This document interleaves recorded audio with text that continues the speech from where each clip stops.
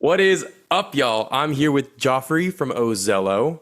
I would describe y'all's sound as the kind of like range of bands that got caught in between the folk punk and the emo movements. Amen. It feels Hey. a lot like American football to me, or Oh, I'm thinking modern baseball, yeah. especially. Um, and then kind of, even maybe some like the front bottoms, but not necessarily as like quirky. Yeah. Hell yeah. Obviously Appreciate very that. queer focused. So yeah, I guess how would Amen. you briefly describe your sound? Yeah, it's difficult to kind of pin down to like a specific thing because you kind of hit it on the money. We're kind of dancing between a lot of stuff. But yeah, we call ourselves queer core, definitely like folky emo. I it's sad gay yelling is how I like to say it, right? It's a lot of jumping up and down and yelling about my feelings. But yeah, it's a lot of fun. I think you kind of name dropped a bunch of bands that I would say we take pretty heavy inspiration from. So if you like any of those and you like gay people, we're probably in the mix. Yeah, I would just, we have kind of a similar problem with our music where it's sort of Yeah. like and I'm excited to play together for this reason, but we do kind Hell of a yeah. lot of various different things. And so people ask, like, what does your band sound like? I'm like, it's indie-ish, it's Yeah. emo, but like I would say the primary things people describe us as like theatrical and fun. And so it's Hell like yeah. kind of hard to be like, it's an experience that sounds like this. And I think if Hmm. I had to give y'all that same experience, I would say that it's earnest, if that makes Mm. sense. I appreciate that. Yeah, we try to be. Yeah, I caught y'all at Waller's a few years ago, and we can talk about that Hell yeah. in a bit. Maybe not even a few years ago. You played that show with Here Be Monsters forever ago. Yeah. Yeah, I think it was maybe even 2 years ago at this point. Yeah. yeah, they're good friends of mine. So yeah, cool. Oh, very cool. So I would say, what song would you tell people to check out if they're totally new to Ozello? What would you have as a starting point? I would say in terms of like stuff that's online, check out Right Where You Belong. That's kind of feels like that's a lot of people's favorite. Or Caleb is the one that I think has done the most numbers, but they're kind of on opposite ends of like the Ozello spectrum, right? Because Right Where You Belong is a very, very folky, got violin, very, very emotional, I would say, song. And Caleb also emotional, about the first boy I ever had a crush on, but more leaning into that indie rock flavor, as it were. Yeah, that makes a ton of sense, and I'm glad that you gave me like kind of an A B because yeah, Oh I yeah, think that like when you're like y'all are, you do so many cool things. It's hard to be like, hey, check out this one song, and then they're like, oh yeah, like our biggest yeah, track is kind of like this like slower indie rock track, and I'm like, hell yeah, a lot of our shit's got kind of crackhead energy. So I hell feel yeah, you. It's like if you just check out a folky song and then they come and you're like screaming and playing yeah. distorted guitars, like what is It's like, going wait, on? I listened to one thing, and that's not this. Yeah, Yeah. exactly. Yeah, I mean, I think one of the things I really like about y'all's sound. So in particular, I remember when I saw y'all back. God, it must have been 2 years ago. Yeah, Boy, question mark, and yeah, Borderline both really stuck out to me. hell yeah, And I think that like I'm admittedly like such a slut for really like on the sleeve, just like yeah, confessional diary type lyrics. yeah. But then, like one thing that like I've noticed is that there's a lot more folks have done this, even in like the pop music space, at the influence I think of emo. Mm, Um, and when it's not done like really well, it can kind of get eye rolly. And I think you guys mm, have just such a really nice sense of like there's something that can almost sound overly saccharine about like just don't do it, keep going. mm. But then like when you have those kind of moments that are built around a song that really like lets those lines have their own space, something that could almost feel like it's a poster that's hung on a counselor's wall, it starts to become this feeling of like, yeah, this is my mantra. And it's really like, it actually like lets you take those things seriously in a way that, maybe it's hard to be intimate and you're like, hey, I don't want to take this seriously. So I guess, could you talk a little bit about like your thoughts about lyrics, and especially with that kind of Yeah. heart in your sleeveness?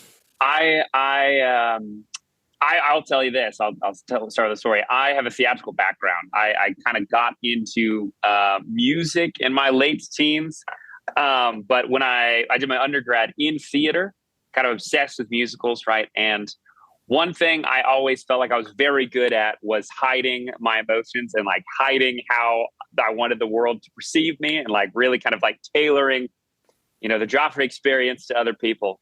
And so when I started like writing my own music, I wanted to be as far away removed from that as possible. And there's definitely like a lot of theatricality to the way I write songs, and I will never change. Hopefully, right? Because I love that aspect. And so when I'm like sitting down to write things, I am usually doing so with the purpose of like, oh my God, I have to write this song about this topic because this is a song I wish I had, 5-10 years ago, or growing up in South Georgia. There's just like certain things that I did not perceive as being part of the human experience until I went off to college, and then post college started like kind of really finding myself, and I wanted to fill the world with music for me, and I'm glad that other people like it. Nice. Yeah, that's really a good description. I'd wonder, like, what do you guys get as like the most common like positive feedback for your sound? I feel like that always is a good window into how other people are hearing you. I think that people really like we do a lot of, I would say, complicated, but interesting voicings of chords. I feel like we get complimented on chord structure quite a bit. And all of us are fairly versed in like music theory. And I would say that we use that kind of background to like really fuck around with what you should or should not do with songs. And so I think that one of the things that kind of comes across, in addition to like interesting voicings of kind of which you get the standards, as it were, is that the way we structure songs is just hard to follow on like a first listen, and then the more you listen to it, the more like kind of ingrained, and it like makes sense why this song has a pre-chorus that goes into a verse that goes into a chorus, and then we never hear another verse. It's actually a bridge part, and then it goes back to the pre-chorus. And I would like to thank all of my my collaborators, because it's a hard ask teaching people who are not in ozello to like fill in on like a any given night. It's really difficult like getting people up to speed, but for those of us that have been playing it for so long, it is like drinking water. You just can't stop. It makes sense once you just have to bite the bullet and say, yes, this will make sense eventually. And I think that's something that people like. And also, I have to say, violin. People love violin. Big fans. Everyone's big fans of the violin. People love to hear a good string player. I'm with you. Makes things better. Yeah, I mean, I think that kind of like winding song structure. Oh, hello. This is my cat Marlo. She's hello, here Marlo. to say hello. Monte's around here too, but that kind of winding song structure was something I found really attractive about y'all's music when I first saw you too. I love like ambitious songwriting, and I think especially pairing that with like kind of lyrics that are more pointed really gives you sort of a nice combo. Appreciate that. Yeah. I always try to be very direct of like, I am feeling this, and this is why. Yeah. This is what I'm doing about it. But I think if you have kind of a more like nuanced or complicated song that it's woven around, like it doesn't feel so. Sometimes someone can be very pointed, but like their song is kind of simple too. It can get to be a point where I'm like, I feel like I'm being told what I need to feel or do, and this feels like it's like a genuine expression that it's almost that theater kind of ness where it's like. Yeah. Like when a musical theater character has an aside and like, I just have to say this thing. It's too overwhelming, Exactly. I've got to get this feeling out. So I have to express myself in some way, even if it makes me cry, or especially if it makes me cry. Right. Cool. So you kind of give me a little bit of a hint. You said you've got some theory background and obviously some theater background. So I guess give me a medium level overview of how you got to this point as a musician. Yeah. And you can take this a whole bunch of ways. Some folks would like list the kind of different bands they were into at different ages. Some folks will talk about like the sort of bands and scenes they've taken part of, but just kind of, give me how'd you get to Ozello in 2024? Absolutely. Yeah. So I started playing guitar when I was 16 years old because I really wanted to learn how to sing. A lot of people in my family sing, and some of them were also musicians. My grandfather played piano growing up, and I always wanted to be able to do that. And so I started with singing, and then none of my friends would pick up instruments. And so I said, okay, well, I can't just sing by myself. Let me start playing guitar. So I started playing guitar. I do that for a number of years. And then when I go off to undergrad to pursue theater and do musical theater kind of primarily. It was kind of my bag, as it were. I kind of got introduced into all sorts of musical styles, right? Because musical theater is a very broad category that encapsulates lots of kinds of things, right? And so I was one of the few masculine presenting people in the theater department at University of Georgia, where I went to undergrad. At the time, I was going through the program, so I was very, very busy.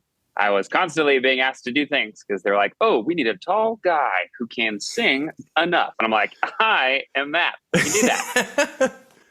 And then I was acting for a few years post undergrad, and I was kept auditioning for things, and I got to a point kind of with theater and with musicals that I wanted to make my own things, right? I didn't feel like I was necessarily contributing to the art as much as I could if I was, expressing the feelings I felt like I needed to express. And so I just started writing for the first time in like 2016, 2017. The original only other member of Ozello, because it was originally me and one other person, he played ukulele. And so I played guitar, he played ukulele. And so like we spent a lot of days at his house, just trying to like rack our brains together for some songs. And then we started slowly adding members, and it kind of got to a point where I realized that I was like, I just need to do this on my own, as it were. And so then this is still how we do it today. I write everything in terms of like lyrics, in terms of how the song is structured, in terms of like what part is going to go where, and kind of how I think things should sound. And I've got very talented bandmates. And so when I say, to my drummer, I'm like, it's going to be a really cool drum part here. And I don't play the drums, so I hope that you can figure out what that cool drum part is. And so we'll jam around a little bit, and we do a lot of improv until we find something that's fun. So we'll just like play bits and bits over and over again. But I feel like I after picking a guitar, going to the theater, my family, who again, some of them were musicians as well, they got really, really into every holiday, like every birthday, Christmas and birthdays. They were like, "Hey, I know what you want for Christmas. Here's another instrument." I would never say no. It was great, right? It's a great problem to have. Yeah. My upstairs is filled with guitars and banjos and mandolin and ukuleles, which is a great problem to have. But I think part of what has driven my songwriting style and how I like try to find interesting voices is from my experience with a lot of stringed instruments, right? Because I'm sure you understand, you pick up the guitar, it's a lot easier to pick up ukulele and mandolin and kind of everything with strings that doesn't have a bow on it. So I kind of got to a point where I play a lot of kinds of instruments, and then I would try to, replicate things, usually on the electric guitar. And here we are. These last 2 years, started really tooling around with a bunch of different tunings on guitars, and I think half of our set now is in open D because of that, which is very fun. Great, yeah, it's a good overview. And I'm curious, what years did you go to UGA? I went from 2011 to 2015. Okay. We overlapped some then. I was 2013 to 2017. Oh, whoa. Yeah. That's very cool. I was in the music department. I think I only saw like two or three theater productions the whole time I was there. Oh my gosh. Even though I like theater. Do you remember what you saw? I know for sure I saw Sweeney Todd when they did it. Oh, very cool. A whole bunch of the music department like vocalists were in it because it's a hard sing.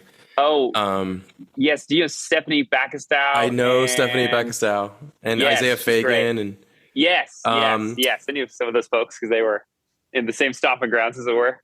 Yeah, Washington Holmes, who played the judge, actually was my voice teacher my first year or two at UGA, which is that's so sick. Very cool. Yeah. Look at that, small world. Small world.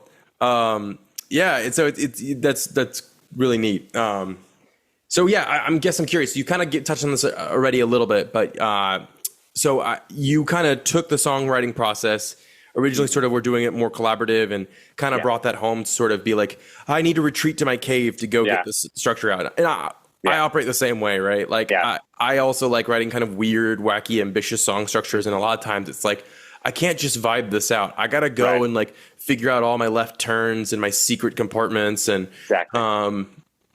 and so I guess I'm curious, like when you go retreat to your hidey hole and you're gonna write the song, what does that song process like look like? I mean, so obviously the end Yeah. is you have a thing that's kind of somewhat fully structured. I would say like the bones are all there, and you take it to your bandmates and say, let's orchestrate, let's texture, Yeah. let's get the final bits. But how do you get it to there? Yeah, honestly, so usually what it starts like before I take it to the whole, right, I will usually take a snippet of something. I'm like, hey, I'll go to the band at a practice, we're about to wrap up. And I'm like, by the way, I'm working on a new thing. Interesting, right? And so I, play whatever little bit I have and, see if they like it or if they're, if I'm like showing them, if I've got a verse and a chorus or a verse and a pre-chorus or something, and I'm just like showing them, they're oftentimes eager to improv on something. And so I will kind of like, hear what they think the song is going to do. And then I will take it back and like use that as like, I'll think about that. I'm like, does it actually do, kind of what they were expecting? Sometimes yes, a lot of times no, but either way, it's still a learning experience. And then I will just sit at my guitar for hours usually. It's one of those things that if a song is in my bones and it's like ready to come out, I'm like, all right, this is the evening.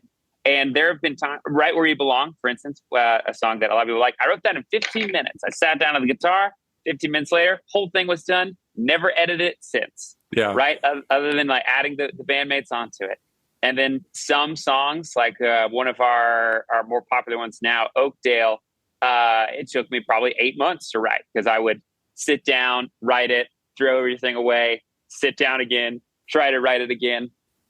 I'm a very, very big fan of making voice memos constantly. And so sometimes when I'm, sitting on my couch, I write everything on my acoustic guitar because it's just easier for me. And so I'll sit on my couch, acoustic guitar. If I'm like hitting a block, I will like, maybe get a snack, get something to drink, and I'll just like listen through the voice memos I have that are just, ramblings of a madman from all measure of keys and song ideas and thoughts, and just like hear if there is something that some time in the past I recorded that I was like, oh, that's a cool phrase, and could that phrase get me going into something else?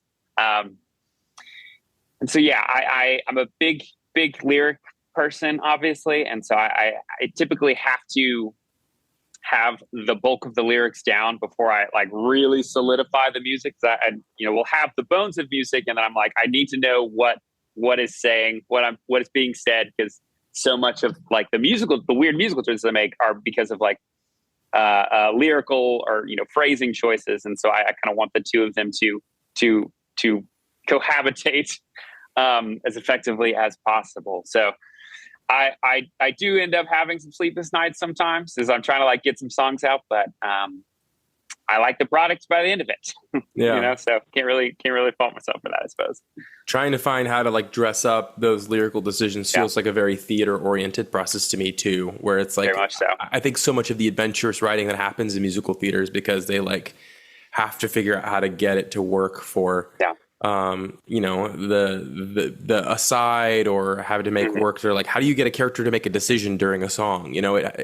So many of the weird song structures that happen in music theater because like plot happens. Whereas like in a if you're like doing like a pop rock tune, it can just be like good vibes for like 3 minutes and it doesn't really need to go anywhere. It just needs to express one thought, and that's perfect. It's great sometimes, but it's not what I think a lot of theater does. So I think that does like sort of. It's interesting to hear people's backgrounds because then you're like, oh yeah, like it really does reflect in makes the sense, music. right? Yeah. The funny thing is we get told all the time that our music's really theater oriented because we do a lot of the wacky song structures and the big moments, the jazz hand spots, and everyone's like, do you have a theater background? Especially because I do use a lot of vibrato, and I'm like, kind of, but I wasn't really a theater guy. I hovered around the theater. Like they'd come to like Tech Week and they'd be like, hey, we need another like guy to move things, or like, hey, the baritones really can't sing their harmonies. Can you unfuck this up into a mic backstage? And I'd be like, yeah, of course. Yeah. I love that. Show up and do the week of shows, and I haven't done anything the rest. Hey, that's the best part of it. Best part of it. Yeah. So, Very cool. So I have maybe a guess what your answer is to this, but one thing I always love to hear about is songwriters tend to have like stuff that they really love about their craft or about the working process that isn't always immediately obvious when you go and listen to the song. So for me, like my thing is I do love like making wacky song structure choices and trying to make them like feel natural, you know? You can get like a weird structure to feel like it works. We've got a song that I love that's like verse, half verse, bridge, outro, but it doesn't really feel like it's like a weird progressive statement, you know? That's like what gets me excited. And so I'm wondering, like, when you're writing a song and you kind of get it towards that ending stage where it's ready to be performed or to be recorded, what's something that like gets you really jazzed about the songwriting process that, you know, maybe someone wouldn't know that's obvious from your music? Yeah, I think it is very similar to you, honestly, not to, steal your answer too much. I thought it might be. There are so many pieces of Ozello music that when I sit down and I think about it, and I think about I'll tell you this. So in my last job, one of my buddies had been listening to our stuff on Spotify, and he was like, "Oh my gosh, I've been trying to learn how to play Next Slide, one of your songs." And I said, "That is such a funny thing to think about someone else trying to do, because it is got so many weird intricacies in it that do not make sense if you are looking at it written on a piece of paper. Like if you're looking at the sheet music, it seems like the ramblings of a madman." And my drummer wrote out the drum part for it so that we could teach someone that was like filling in for him or something. And we ended up not playing the song because it is just there's so many pieces that it's like, if you've not listened to this one 1,000 times, or you've not played this one for 1,000 hours, there's a lot of weird like timing shifts. There's just not just like the chord voicings itself. It's just kind of like I love moving up and down the neck of the guitar in a way that I feel like you see a lot of times when someone's like shredding. For me, because I'm mostly singing, I'm moving up and down the guitar, playing like the same chord 8 different ways, and betting that someone's not going to recognize that in the crowd, right? And something about that is it just makes me so giggle thinking about people trying to learn our music, and I'm like, there's not an audience enough yet for me to teach it to people, but it is very funny to think, because it's like, I have tried to teach this to people that I have to play with the following week. And so good luck to you, because I see how tricky it can be, but God, is it fun. Yeah. I mean, I love when it is hard. So there's a Motion City soundtrack. It's a song called Hold Me Down. I don't know if you know this one. It's like a sad, emo boy song. And like the harmony is like C to G, and then like pre-chorus is F. It's, couldn't get more, like if you describe that just like on paper, like think about Roman numerals 1 5 1 5 4, you're thinking, God, this sounds like it's like a folk song. But then you go listen to it and it's like arpeggiated guitars, and they have a little bit, it's probably more earnestly like C sus2. And I'm getting to nerd language now, as I'm wont to do. But yeah, it's like one of those things like you're describing, like if you can play the same voicing of the chord, I've really been fascinated by these things of like they get transformed beyond their maybe even structural thing, because the experience of them is so different. I've really been interested in lately of like talking to friends about like, can you turn a chorus into like a different formal section by like just really retexturing it, or is that possible, And the answer is yes, absolutely. Yes, and it's wild, God, you know, like the experience of a thing can override almost even its fundamental nature, which is so cool to me. And maybe even like to get sentimental, like playful about the idea of like, queer aspects of the, like the experience of things, like even overriding like what people maybe believe they are. So yeah, really? I'm curious, like what bands have you been into at different parts of your life? Because you do pull from a lot of sounds, and like the theater background makes a lot of sense. But I guess what bands do you think like you would describe as like big like swan songs for you? I would say, and this is it's gonna sound kind of insane, because I don't think musically they kind of really come across. I would say the 2 bands that I have spent the most of my life listening to are the Beatles and Cage the Elephant. Okay. I would say we're not really influenced very much by either. I mean, the Beatles, they've got such a discography that the ones that I like, if I went down through the list and pointed out the ones you'd like, I think that you would probably be able to guess which are the ones that I like. Right. And Cage the Elephant is, especially some of their early stuff when they were like very garagey, is stuff that I never really emulate, but I love to steal from. Love to kind of like, they both are very, very different than what the kind of music that I make, the kind of music I sit down and write. And something about that is, I don't know, I would say outside of them, I would say there are a lot of specific musicals that have had kind of a big impact on me. I would say stuff like Spring Awakening, Repo the Genetic Opera, Yeah. or some of the weird, eccentric, like rock stuff has always like hit really heavy for me. Are you like a also, Little Shop fan then, or? Little Shop is my favorite. I played Seymour one time. Okay. In community. I was a community theater production, like between semesters of my undergrad. And it was just a life-defining moment for me at the time. I was like, God, does not get better than this. And it truly was so much fun that I've done a lot of professional theater in the times after, but that community theater production had so much heart, and that is something I try to emulate and take with me as I go on my own little songwriting and musical journey. Yeah, it's hard, I think, to get a rock. I find this in so many ways, like rock music in general, and like the rock being, the incredibly broad, like everything that's touched. Is so rooted oftentimes in, even if it's not like the idea of earnestness of it being like grassroots, even when you have stuff that's like kitschy, it's supposed to kind of be like, it's true to life. It's rock and roll, right. It's Exactly. boots and motorcycles, Oh yeah.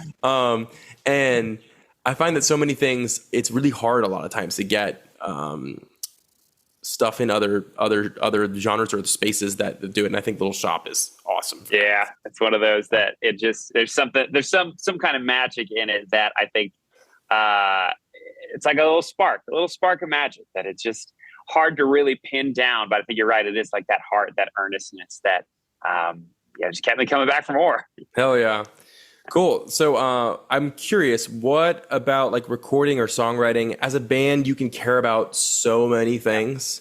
But I feel like if people are being honest, there's always stuff that you're just like, yeah, that's not my bag. So this is maybe my hardest question, but like, what's something about like the songwriting or about being a band that you just feel like, yeah, some people care about this, but I don't, Yeah, that is very interesting. I love so much about being a band, and I know the easy answer is like managing social media, because I don't like it. I don't like to do it. No one does. Do it, right? No one does, right? That's the easy answer. I would say the thing that like interests me the least is I feel like I don't particularly care about crowd sizes as much as I probably should. I really just try to have, I want there to be enough people at shows that like people get paid, people can walk away and, say that the experience was more than just kind of like a fun night. It was also like a night that they could get paid on. But I it could be just my indefinable theatrical optimism in me. But I think every time I play a show, the people that are supposed to be there are there. And even if they've seen us 1,000 times, if this is the first time they've seen this, even if they will never see us again, I just care so deeply about reaching people who can empathize with the music I make that God Almighty, it does not matter to me if there's 1,000 people. In fact, it's usually better if there's like 5 or 6 people and I don't know any of them. They don't know any of them. They've never heard us before. We're like the second opener and they're sticking around for, their friend's band behind us. There's something magical in the experience of just when you can hear a pin drop right at a show, be it a basement or a, a small little bar. There's something about that, from a business perspective, I should be rooting for the bigger shows all the time, but it is very nice to be able to have a greater chance of feeling like that connection in smaller spaces and smaller crowds. I think it's a great statement. And one of the reasons why I like to ask this question is because it's so easy to feel like you have to do everything as a musician. Yeah. And I also think that so many musicians would be happier or enjoy the process more if they knew kind of what was off the table for them. You can kind of come to terms with like, I just don't. Yeah. So like I think it's great to say like, hey, I'm looking to connect with the people that I do see. And I want to say like, for me at least it worked because I saw y'all set again, I think it was like 2 years ago. And I'm like, I'd like to see them again. I'd like to connect them at some point. Obviously knowing we had a lot of like similar, ideas musically of like kind of like ambitious songwriting, kind of like weird forms, kind of being all over the place sound wise. I'm like, these people like fuck with the same kind of ideas I do. Yeah. And then, it's sometimes it's hard to know, like when you're a musician, like I haven't been at another show of y'all's in a couple of years and, now we are going to play together. And I can't wait. It's going to be a blast. Yeah. It's going to be great. But I think you never really know how much, you do or don't make an impression, at least not in any kind of small turnaround. So I think it's really well spoken. Cool. Well, those are all my real hard ones. I got a couple fun short questions here for you. Let's knock them out. Let's do it. Hell yeah. What is your ideal post-show meal? Oh, my ideal I try not to like restrict my eating too much, but on days of show, I like try to avoid what you will find at every bar, right? I try to avoid like super greasy stuff. And so like post meal, I need French fries. I need French fries. I need too many French fries. I need fancy aiolis. I need anything that I can use with French fries, a vehicle. Chicken sandwich is great too. Burgers are great, but like more important than any of it, a basket of French fries. Potatoes. Yeah. Exactly. Hell yeah. I love that. I feel that way too because like as a singer, I don't like to eat a ton before I go sing because then I'm gonna be like, even if it doesn't affect me at all, my brain's gonna be like, I'm gonna feel heavy, right? I'm gonna be like, yeah. And then but then afterwards, it's like, I'm ready. Yeah, fill me up. I'm hungry now. I sweated for an hour. For sure.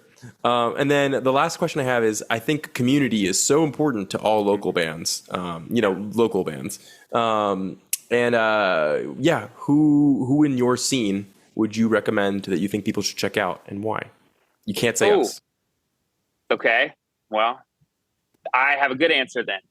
Yankee Roses. Check out Yankee Roses. I don't think he played that show with us. I was trying to think because he plays Waller's many times.